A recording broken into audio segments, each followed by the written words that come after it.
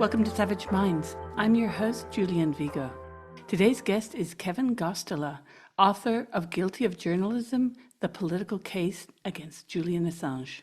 He is the editor of the newsletter The Dissenter at thedissenter.org, which covers whistleblowers, press freedom, and government secrecy.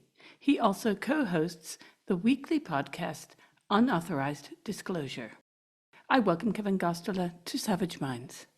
I am so excited to have you back on the show since you were here last April, because obviously we were looking at a very different outcome for Assange, most probably more years of detention in Belmarsh. So now I'm sure, like you, I was very shocked to see he was released, but equally shocked in a negative way to see the repercussions of what this plea deal will inform for the future of journalism. Hence, here you are. Your book, Guilty of Journalism, The Political Case Against Julian Assange, covers so much great information, not just about the case of Assange himself, but about what this case is built upon, which is where I'd like to kick off. Could we go back to talking about the Espionage Act and its extension to the Sedition Act of 1918? The Espionage Act was from 1917, and how over decades, this has become one of those cases that was always going to pose a threat, not only to journalism, but to all forms of free speech. Because what's crucial to understand is whenever I speak with Noam Chomsky, he's always talking about Eugene Debs.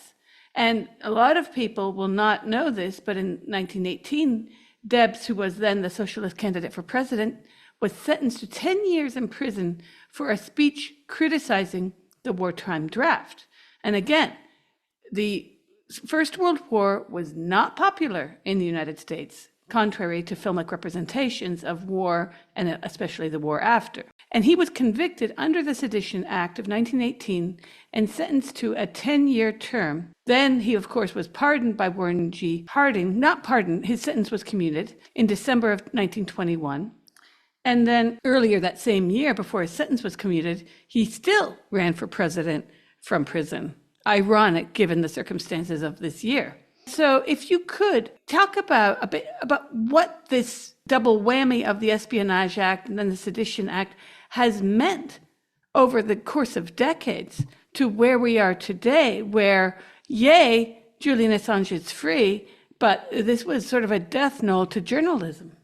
Well, I'd like to begin by just stating my whole position on the outcome.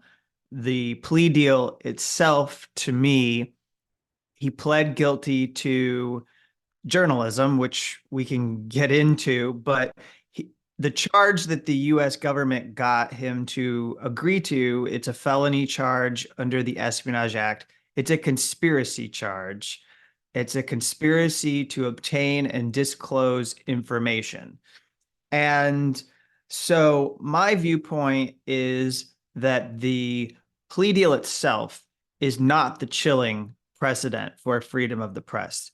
The prosecution, as I detail extensively in my book, is the chilling precedent. The fact that the U.S. government ever indicted Julian Assange, the WikiLeaks founder, the fact that they held him in detention without bail for over 5 years in a London prison when he had not been convicted of these offenses, the fact that they never accepted that political asylum was something he could claim and live under in Ecuador's London embassy. So being in that embassy, they always claimed he was a wanted fugitive.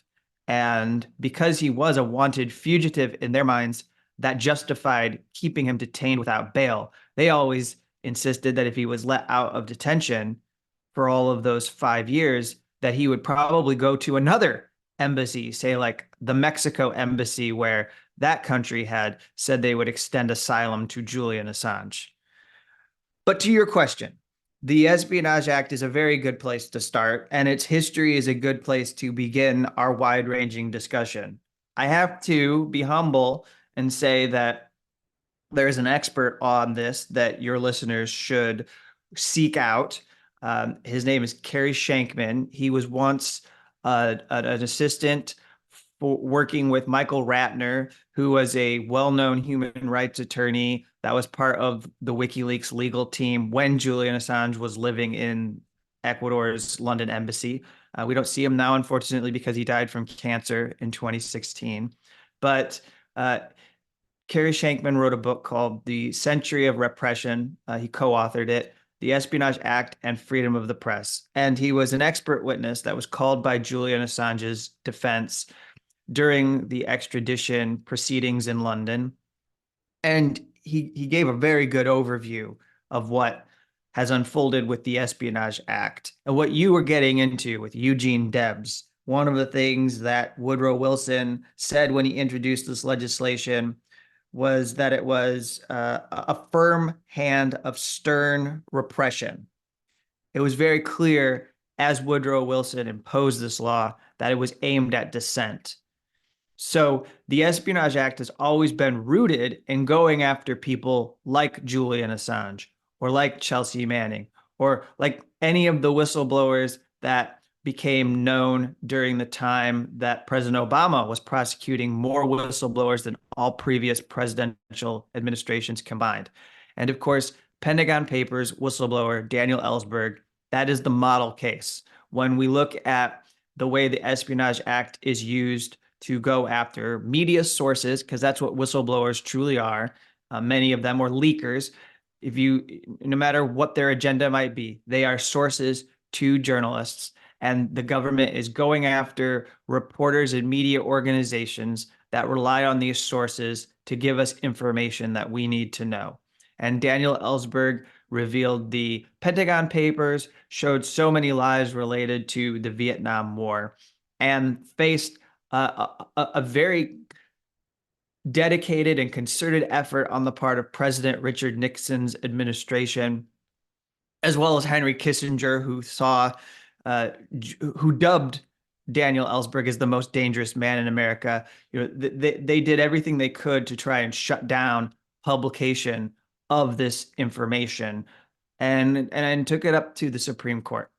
And Daniel Ellsberg's trial collapsed because of the extra legal and corrupt actions that were being engaged in by the Nixon White House.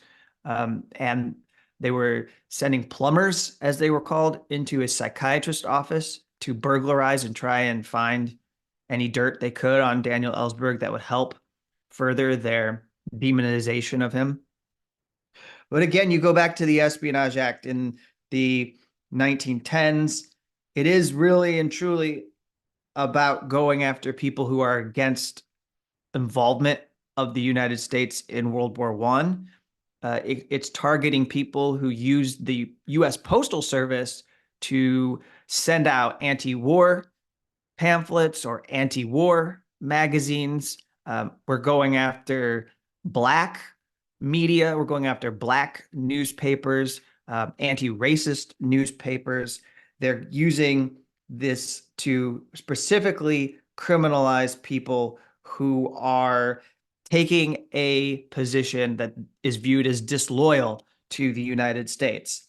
And then around 1950, the Espionage Act slowly begins to morph into that law that is tailored to protect the national security state and the secrets that it likes to keep. And only as you advance forward into the 1980s and beyond do you start to see it as the law that the Justice Department could use. There's a case of Samuel Morrison in the 1980s that involves a photograph of a U.S. Navy ship, and this person is not really blowing the whistle, but they're doing journalism about the U.S. military, and this person ended up being punished. Eventually, had their sentence. Actually, they were pardoned by President Bill Clinton, but this was a very significant Espionage Act case in, again, establishing the contours of what the Espionage Act could punish. And I'll stop there, but it's important for everyone to recognize that these whistleblower cases under the Espionage Act, these Espionage Act prosecutions against whistleblowers, to put it more appropriately, whether it be NSA whistleblower Edward Snowden or Chelsea Manning, or CIA whistleblower John Kiriakou, or NSA whistleblower Thomas Drake, some familiar, some are not names that people really know. Any of those people, the war on whistleblowers is a war on journalism, trying to silence the people who come forward from within the government is also something that has a great impact on freedom of the press. Well, this is the first thought that went through my mind. Like you, the case should never have been brought. I remember when it first was brought against him and Manning at the time, that there were so many people on the left who bought the legacy media spin that a law was broken. If you compare how Cy Hirsch was able to uncover the My Lai massacre, first by word of mouth through another journalist, then through going to the soldier who was being held at Fort Benning, Georgia, it would be very easy to see that this story would have never run. He would have never won a Pulitzer. And here we have Assange being imprisoned for what won Seymour Hersh a Pulitzer Prize. I mean, this is incredible. Is it the technological level that made this more an easy target, a sort of low-hanging fruit? Because anything in a Dropbox could be considered top secret. And it's very interesting to see how this has been used against Assange because of the technical issues around how he accessed these files. When you sent me the quote by him, hadn't read this. I'm just quoting from Assange. Working as a journalist, I encouraged my source to provide information that was said to be classified in order to publish that information. I believe that the First Amendment protected that activity, but I accept that as written, it's a violation of the Espionage Act statute. That's what he had to say in that Pacific Island courtroom last week. When we go back to the My Lai massacre, now today, soldiers cannot just go and speak to the press. Even then, Hirsch had to go through Fort Benning's public relations office in order to speak to the soldier that was identified at the time as William Calley, Lieutenant William Calley, and then he spoke with other soldiers that were around the same area and were even tangentially involved in the massacre.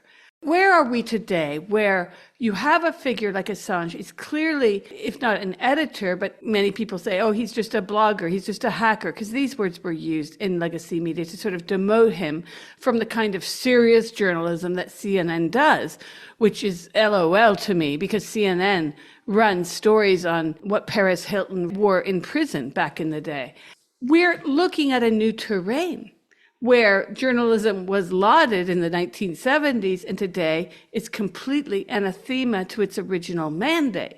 Another thing I've noticed as well is that the Biden administration, in addition to what Obama did with journalists, which was horrific, the Biden administration has also been going after journalists, but in a way, there was this great Rolling Stone piece, I can't remember the author now, who talked about how the Department of Justice is trying to get other journalists to impugn their colleagues. So being an independent journalist becomes very dangerous today when, in fact, you can be classified as persona non grata by virtue of having published something that should be public information. This is the problem.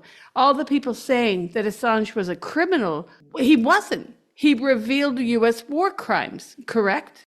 All the information that was published in some way contributed to a wealth of knowledge that we now have. It's very common when having this conversation to remind people that if you go pick up a book on a US war or foreign policy action or some kind of foreign policy agenda item, whether it be, let's say, the US countering Chinese influence in the Pacific, or the war in Ukraine, or something related to Israel, Gaza, the Middle East, Latin America, Venezuela, for example, what you're going to find in the footnotes are references to WikiLeaks cables, to US State Department diplomatic cables that WikiLeaks made available to the entire world. And it's still the case, as far as I know, that there are reporters at the Washington Post, the New York Times, other publications that will refer to this database of US State Department cables when they are covering developments in wars and world events. They will look for the context. They will see if it's a person, if it's a leader of one of those countries, they will check the database to see how that person interacted with the United States. Were they perceived as an ally? Were they seen as somebody who was an enemy, someone that needed to be neutralized so they couldn't threaten US power? They include that information when they are reporting news to their readers.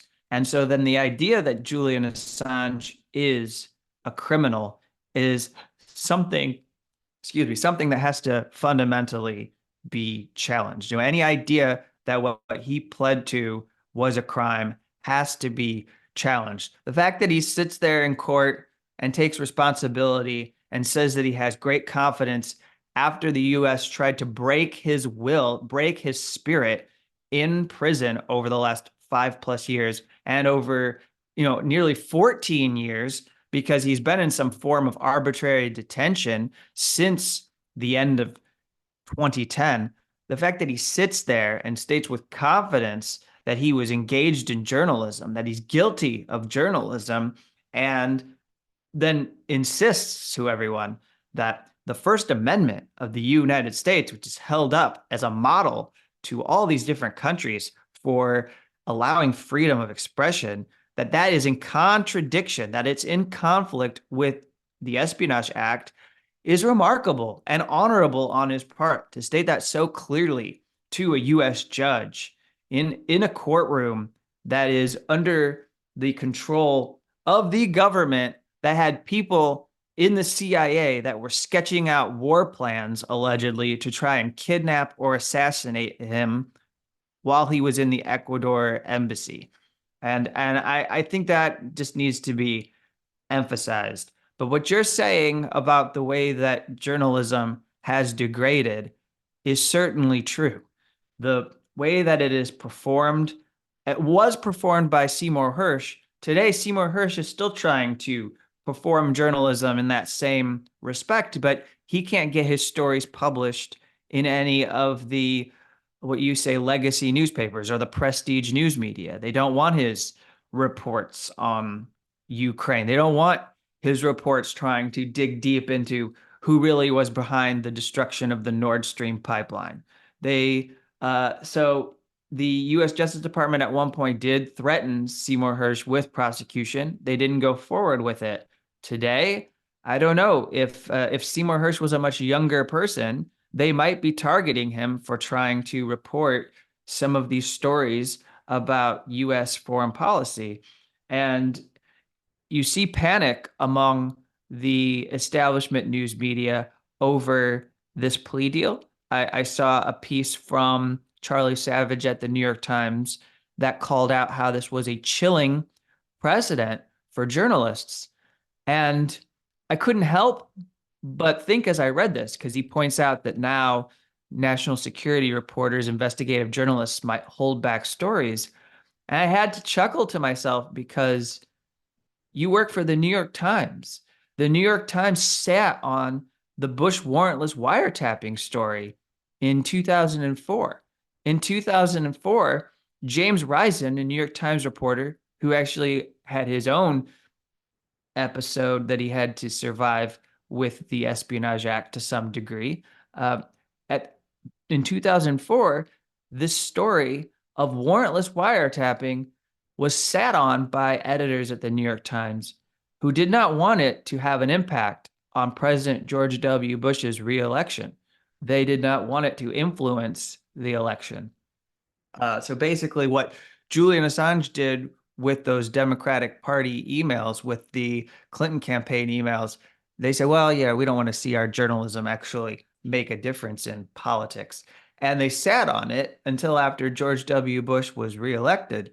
And James Reisman, only by saying he was going to include this story that he had uncovered warrantless wiretapping in his book, State of War, only by threatening them, basically, did they decide to go forward and publish this in their newspaper.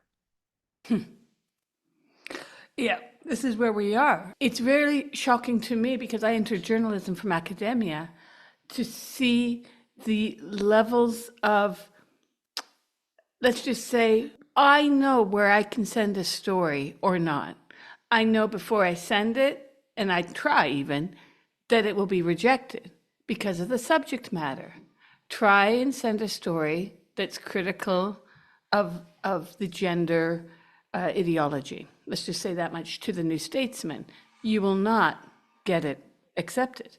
In fact, a lot of the more leftist papers in the US similarly won't. I've had the most bizarre responses by email from editors about stuff I've written critical of that theater. And now we skip over to the reason why, which is also relevant to what Chomsky and Herman published. But we know that journalism directly affects democratic outcomes at the polls. We know, and we saw this the way that Instagram, Facebook, and other social media were being censored, not just around the Hunter Biden affair, which had an outcome in the polls, but now these past many months since 7 October, again, has influenced people seeing firsthand pictures of doctors being killed or children being killed by the IDF. They turn their opinion against that. So we know with more information comes actually more dissonance, not more support of the structures that are trying to repress the news. And paradoxically, this happened with Assange. I thought I was seeing more of a groundswell in favor of him by people who previously had said, oh, but there are secrets. And I reminded people, I would always refer back to not just Seymour Hersh, but the many war crimes that became uncovered even after Seymour Hersh in Vietnam, in other countries. We were critical of the black sites and those prisoners being covered in what looked like garbage bags and being sexually ridiculed and even tortured back in 2004, if I recall correctly the date. We're positive about quote unquote breaking news and groundbreaking journalism when it supports our political narrative. And the powers that be, of course, when they do not approbate those kinds of messages, they shut them down very quickly. I read your book when you came on last year, and the thing that strikes me as prescient to what we're living now, just over a year later, what's telling to me about this case and how it sort of turned suddenly out of nowhere, there's a plea deal, is this. The way in which this ended so suddenly, I was very cynical about this being a kind of machination to save the Democratic Party, which was tanking. Not only in part because of this case, there are many other things, including Gaza, but this was a big issue in the end. And it was one of those sleeping issues that, as you mentioned, papers aren't covering it. Even The Guardian, which directly benefited from Assange's work, his reporting, his editing, did very little to try and put their foot down or attend any kind of commission in the White House. Nothing. It was all very, oh, okay, but we'll accept that. Leftist papers. My thought is, do you think that this was a more cynical move to try and save the Democrats as well, the timing? So first off, I don't mean to nitpick, but you keep saying leftist, and I sort of take issue with that because in my mind, the Guardian is very establishment, liberal oriented. To me, a leftist publication would be like the Monthly Review or maybe an actually self-described socialist publication. I don't. To me, we don't really have much of a leftist media. Institutionally, Democratic Party aligned media like MSNBC and CNN clearly are concerned about U.S. politics in the sense that they hold back stories that, well, for example, we were hearing clearly over the last 6 months from Watergate reporter Carl Bernstein that he's known that there was at least in the last 6 months, an even worse health decline for President Joe Biden. And apparently they've been sitting on evidence of this because they didn't think it would make any difference to the Democrats and that they wouldn't nominate anybody else. Uh, you know, but with that being said, your question was so can you give me a question again? Well, sure. First, before I give it to you, I'll just say I agree with you. I'm always talking on the show about how we have to put left in air quotes because a lot of people think they're leftists and they're not. I have news for them. And Democrats are not leftists. And I agree with you that it would be more self-described Marxist, socialist, what have you, communists even. I mean, that's the left. But I used it in terms of, here's my question, do you think that this was a cynical move by the Democrats to gain ground in an election where they're tanking? Especially after that presidential debate, tanking is actually a positive outlook. No. And I'll go ahead and make my argument, which is based in the insider sources that we have seen reported on by the Washington Post. And now here, we've sat here, we've riffed on the establishment news media and how terrible we think they are when it comes to Assange. But there are a few examples along the way in this political case where we got some nuggets of information that were crucial to understanding the psyche of this US government and what was driving them mad about Julian Assange, and then how they were actually constrained. We had a story back in 2013 that was heavily referenced by Assange's legal team where it referred to the New York Times problem. You've probably heard of that, having followed Julian Assange's case, that Barack Obama's Justice Department said, if we actually do indict Julian Assange for any charges, then we're sort of obligated to go and charge the New York Times reporters who were working on stories about the cables and war logs. We're sort of obligated to go after The Guardian. Der Spiegel was a German newspaper that partnered. Le Monde in France. Then El País in Spain. El País also, by the way, has been one of the only newspapers to cover this parallel case that has been unfolding in Spanish criminal courts against David Morales, the undercover global director of the private security company that worked directly or indirectly with the CIA to target Assange while he was in the embassy. So anyways, we learned that from that report. We learned from Yahoo News. We learned from Michael Isikoff, who was one of, I think, the worst offenders of putting out unsubstantiated reports about Trump and the influence of Russia in the Trump White House. And he walked back some of his claims, but somehow he ended up working on a story with two other national security reporters that had over 30 sources from the Trump administration, from Justice Department, and they detailed, and they are also connected to the U.S. intelligence agencies, and they detailed the lengths to which the government was going to seek vengeance against Julian Assange and WikiLeaks for publishing these CIA hacking materials that became known as Vault 7, and that was in 2017. Mike Pompeo, in one of his first speeches as CIA director, is going out.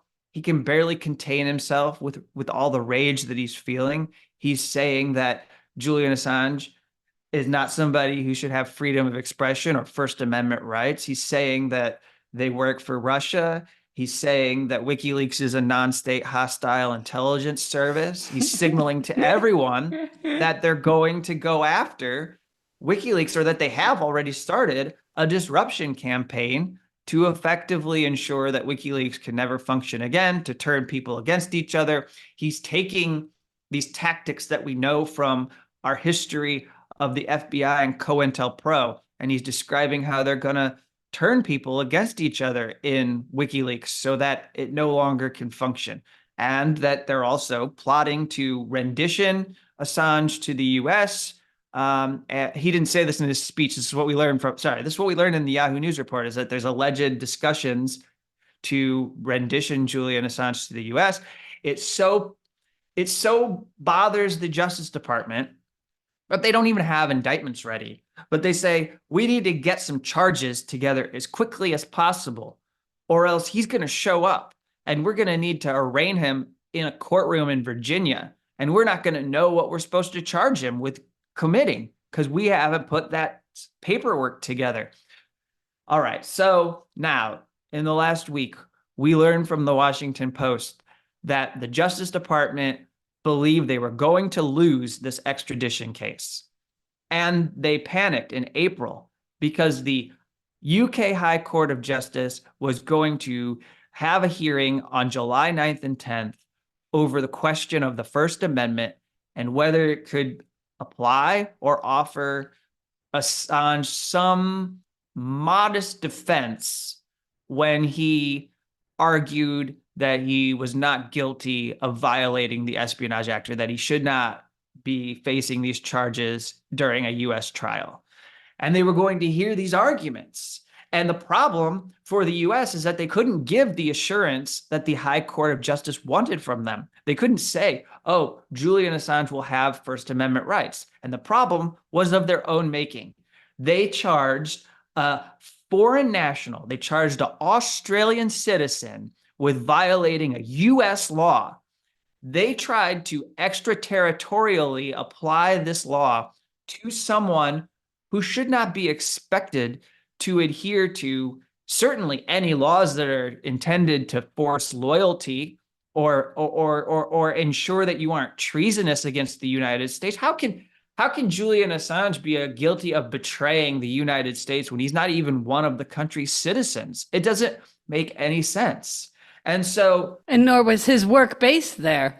yes. So, in a way, they were hoisted by their own petard, because if they wanted to make the claim of extraterritorial jurisprudence internationally, then they would similarly be obliged to extend the First Amendment to him, correct? Yeah, correct. So, a general counsel for the New York Times, he was during the Pentagon Papers case. His name's James Goodall.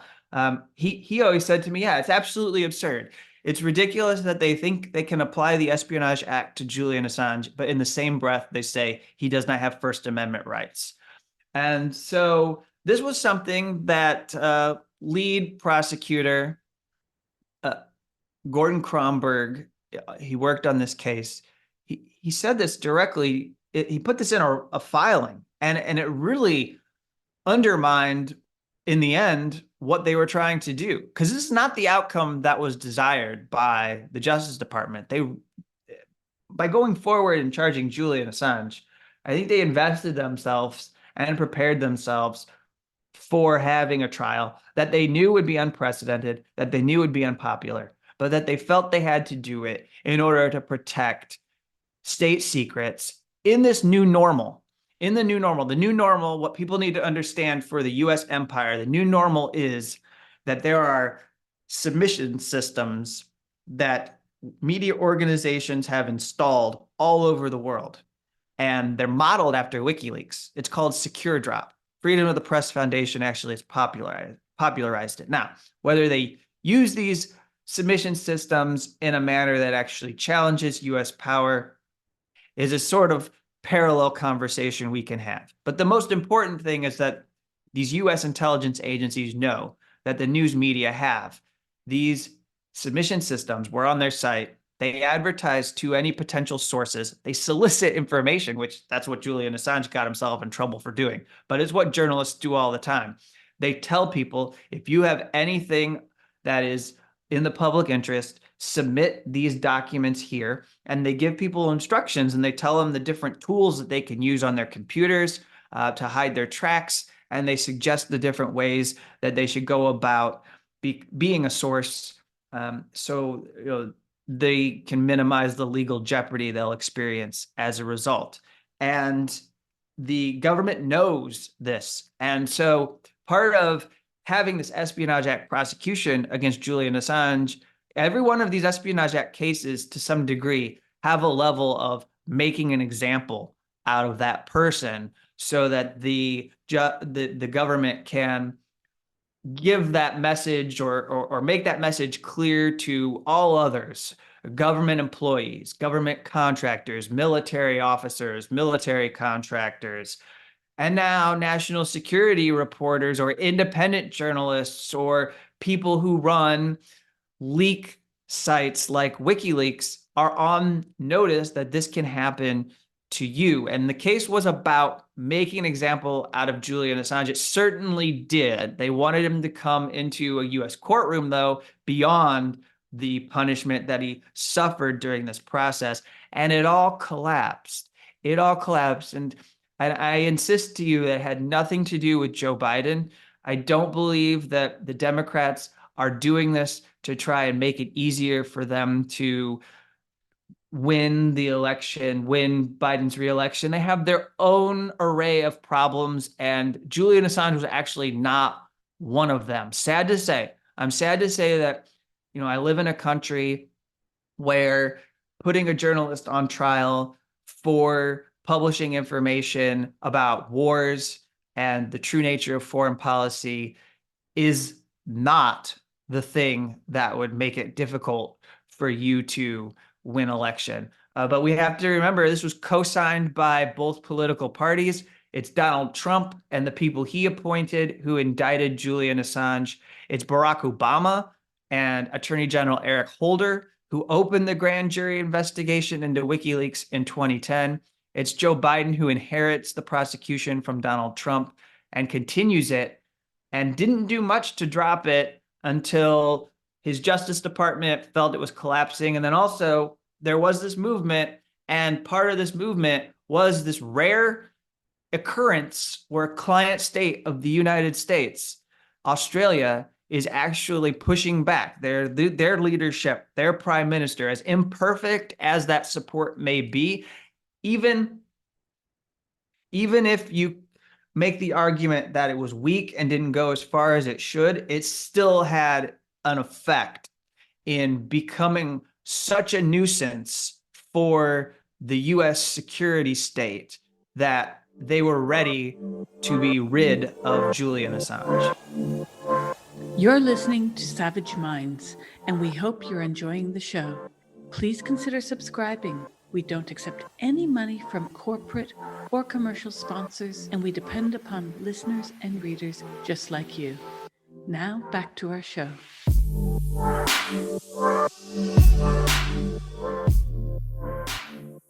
Well, certainly the U.S. was becoming a laughingstock, look at where one of the whistleblowers is currently living, or the recent elections in various countries, which had heretofore been ridiculed as anathema to democracy. And here are countries engaging in some really nasty political legwork to keep not just Assange, but others in prison. What would happen to Edward Snowden if he made a trip back home today? These are serious questions that Americans, whether they're in the States or people like me living abroad, we have to ask. To what degree is our Constitution of any worth if it can be hijacked for specific purposes, such as because the 1917 era was riddled with Americans who said, no, we do not want to go to war. People aren't stupid. People know it's not the senators or the representatives voting for these wars, signing for these wars. It's going to be the children of the poor. People knew it then and they know it today. So there's a lot to be said for our need to maybe demand our governments are transparent so we can just lift the burden from this threat over journalists, because the bottom line is the threat is made to journalists just to protect certain political interests. And how do you see there being a possible workaround, even legally speaking? Because what's happened to Assange can happen to someone else. And there are currently cases pending that are not so dissimilar, though less severe than Assange's. How can we protect journalism if at the end of the day the Espionage Act is not overturned? Because it seems to me that needs to be overturned because it was meant to prosecute the Rosenbergs. And I have my own thoughts on that as well. I shouldn't have maybe given that as an example, but the idea is that these laws can be used even to pin the tail on a wrongfully convicted person as well. And this was in an era where there was a need to push public momentum towards the US entry into World War One. I wholly support as a next step after Julian Assange being free, he was released. So the next thing we need to do is abolish the Espionage Act. I think that that is what this movement that freed Assange could take up next. They could throw themselves into going after the same people who were doing the best they could to get representatives and some senators to take an interest in Julian Assange's case. Those need to be the people that now are vocal about abolishing the Espionage Act. Now, there's legislation that is up for consideration to reform the Espionage Act. I mean, at the very least, we would see that passed. But I would say that I don't know that reform is what we need from the Espionage Act, even though I have friends who I know who are working on that it could be a positive development if it did alter the Espionage Act, if it did create a public interest defense for where someone who was a whistleblower or a journalist could go into a courtroom and state their motivations. As of right now, you get prosecuted under the Espionage Act. Just the mere fact that you had access to information or just even had your hands on these secret government documents is enough for the government to put you in prison. They never entertain, or the judge in their courtroom does not allow you to discuss before a jury or before the judge what truly led to you sharing this with the world. So we don't need to, we're protecting the powerful from hearing you present the evidence of criminality or wrongdoing and corruption that you might have seen as essential to revealing to everyone. And so I think that that's what we need to do going forward. Something the Assange did, the Assange case did, which I think you recognize, but we should be explicit about it, is how it divides journalists into people who are dissident journalists, who are maybe even anti-imperialist journalists, versus people who are legacy or prestige media journalists. And it essentially, or the people who work for media institutions are able to still feel that they're somewhat protected from prosecution, while those like me who are independent and don't work for any organizations, like I don't have a lawyer. There's no office I can go to and talk to a counsel to get advice when I'm working on a story so that I don't expose myself to criminal charges. And I think that's a really dramatic illustration of where we are, because there's now a whole range of independent reporters who, if they choose to doggedly investigate the national security apparatus or expose something about the US military, and those institutions go to the Justice Department and encourage some form of lawfare or retaliation, they're on their own, and they probably don't have the income or funds to fight back against the US government.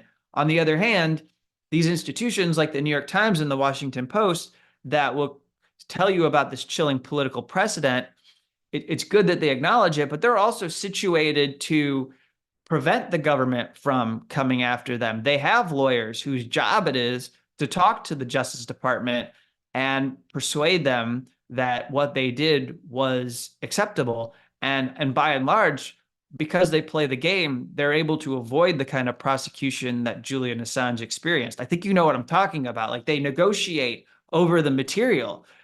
And we're usually offended when we read it, and I think rightfully so, because we'll see that they show their work before it's even shared with us. They say, this is the story. These are the documents. This is what we want to expose. And some government representative says, okay, I understand you need to report that, but just don't say this. Don't tell people, like you can reveal there's a mass surveillance scheme, but don't tell people what country the mass surveillance scheme is. Just tell people it's Northern Africa. And then they agree to it.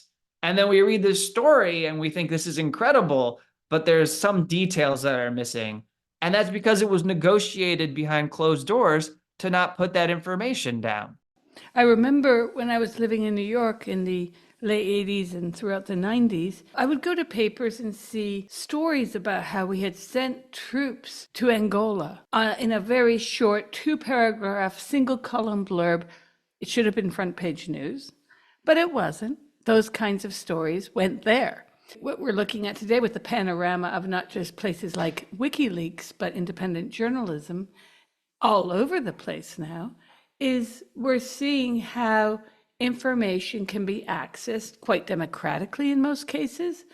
And if you have a Dropbox, of course, the legal question is who is breaking the law, right? If I have a Dropbox and people drop stuff in it that was acquired illegally, and I did not say break into the White House, right? Then to a large degree, it's a finders keepers sort of situation here, journalistically speaking. You mentioned, or of course, independent journalists don't have a legal team. They don't have even the idea to have the money for the legal team. So we're up against then having to see which country's laws we would be breaking.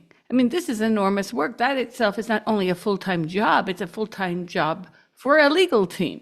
So how is Assange supposed to then foresee the Espionage Act, even though I don't think he broke the law, I'm just for argument's sake here, and how is he to foresee if he would be the beneficiary of the First Amendment?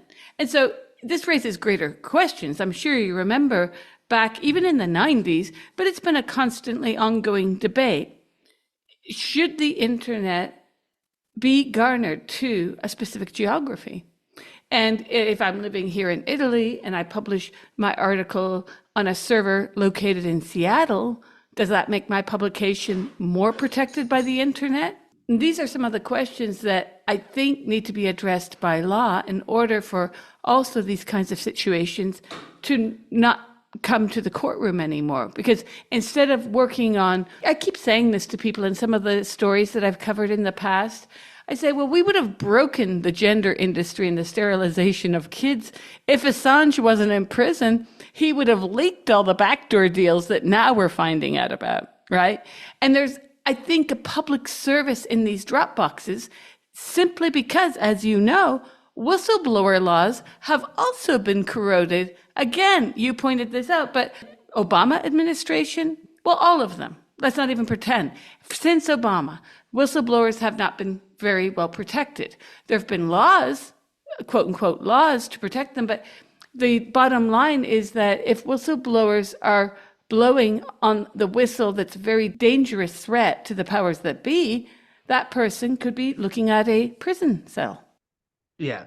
Listen, I'm sorry, but I have to do this. And I just have to say that I do not know anything about the sterilization of children. I'm not really sure what you're talking about.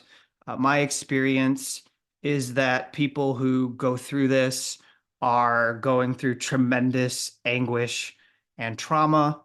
And, I covered very closely the ordeal that Chelsea Manning experienced. It awoke in me to a lot of things that I had never even considered before in my professional journalistic career.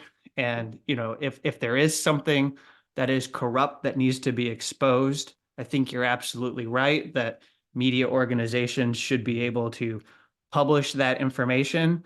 But there's like less than 1%, maybe a 0.5% of the global population that even deal with these issues, and to exaggerate their importance and significance to me.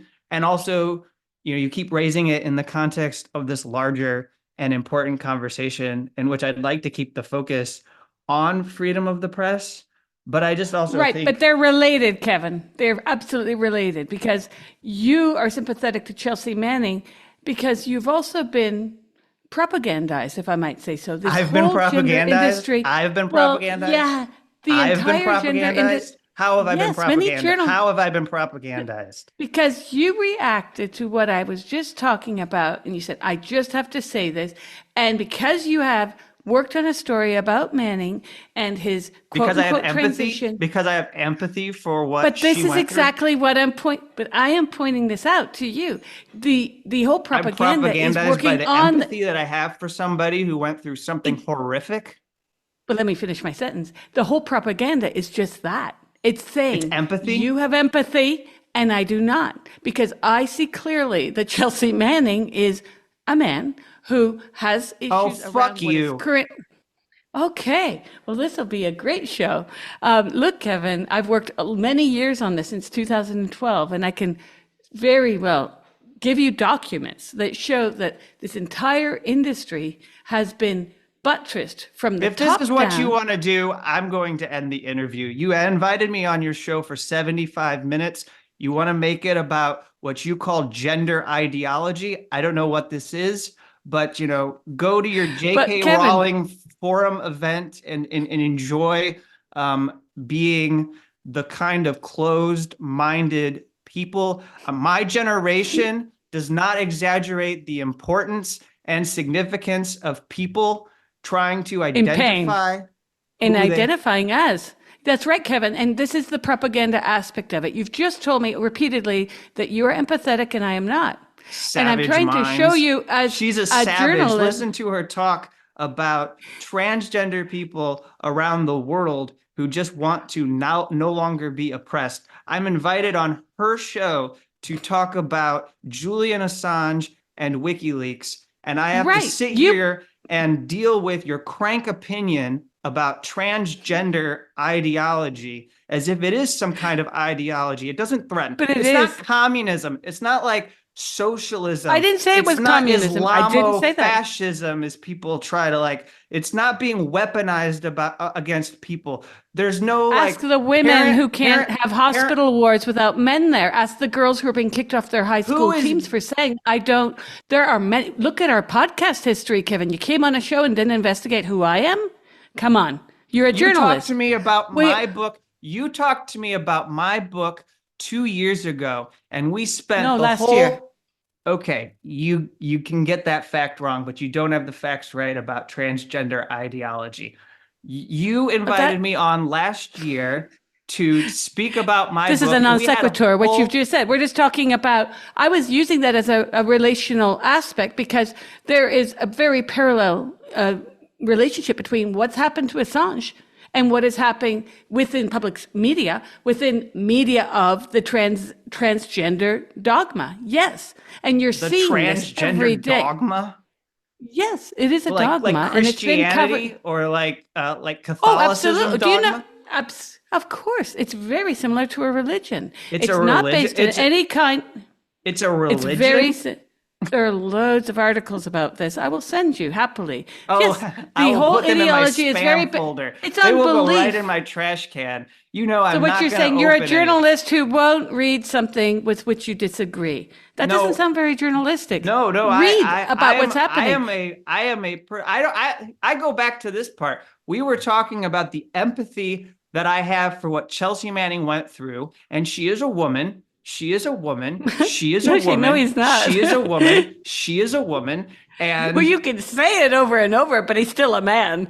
I'm sorry. Science matters. Reality matters. Julian Assange was come on, innocent because he say it published again. war Say he's a crimes. man. Say he's a man again because this is fun. I'm enjoying this. If you're going to But put he this out is on a your man. website, I'm going to share this with my people and I'm going to tell Oh, everyone please that do. I confronted Oh, you over your bullshit. but it's not bullshit. It There's a is. reason why the It Tavistock is. had to do a U-turn. Doctors, clinicians, psychiatrists were speaking out. They were whistleblowers. You Who? just talked about whistleblowers. Have you not covered? The Have you ones not that want seen to the coverage of the Tavistock?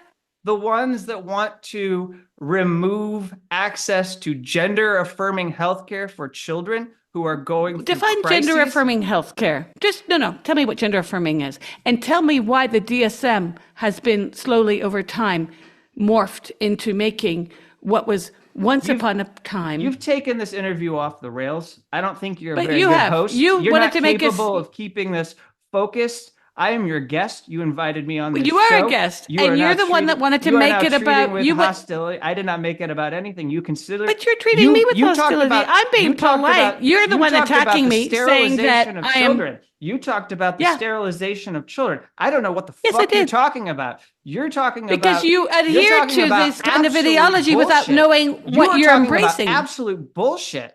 I But will I'm sit not. here and I Why will do you think defend. J.K. Rowling I will has sit spoken here out and about I will this? defend because she's an asshole. That's why.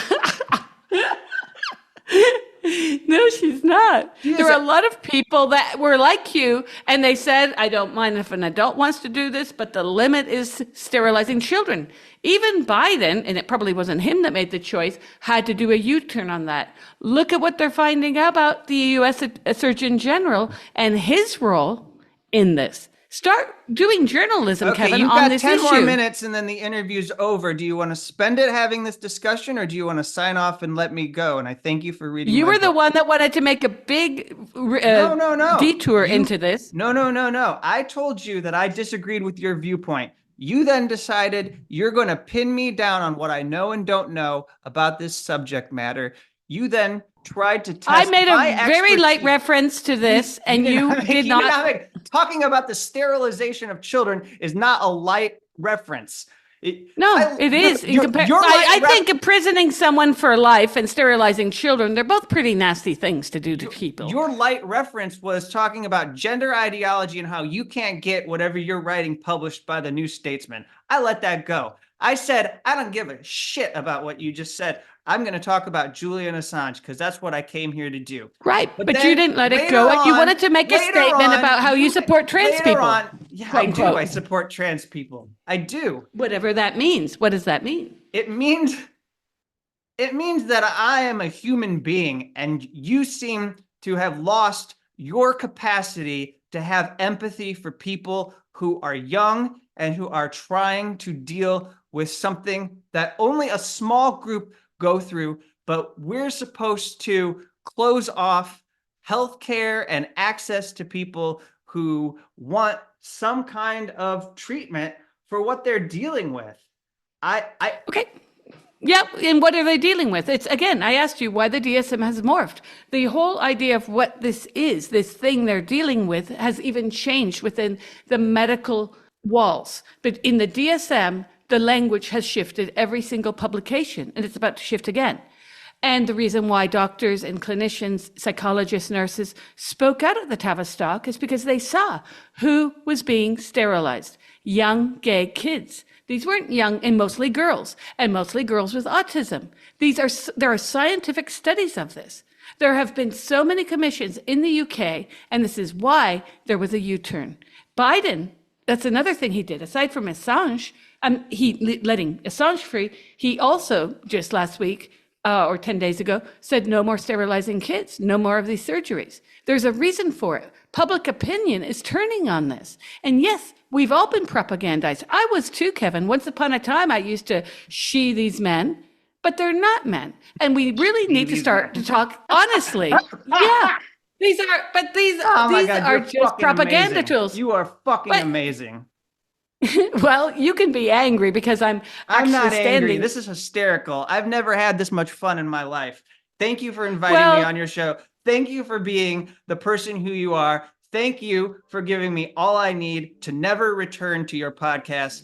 And everyone, I am the author of Guilty of Journalism, the political case against Julian Assange. This has been Savage Minds. Good